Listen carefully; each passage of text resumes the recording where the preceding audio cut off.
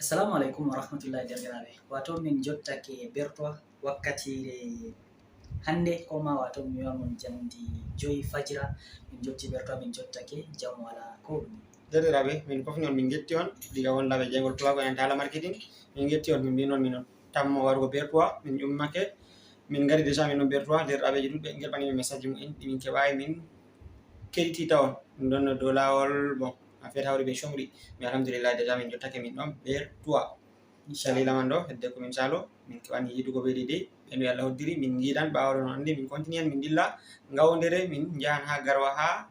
extrême nord marwa min tan yahugo to Allah muy yerdi amma ɗo min kofni on pat moɗon to goɗɗo wolwani min jaɓaki message muɗum ma waɗa muñal message meɗi ɗuuɗi hawri ɓe comri lawol on gettama derɗiraɓe wondaɓe e jiya ST fonage lesdi Cameroun wato bertowa On jarama ɗum derɗi ko moɗon Adamu Haruna hawtande be Awal Musa salmin taw. assalamu alaikum.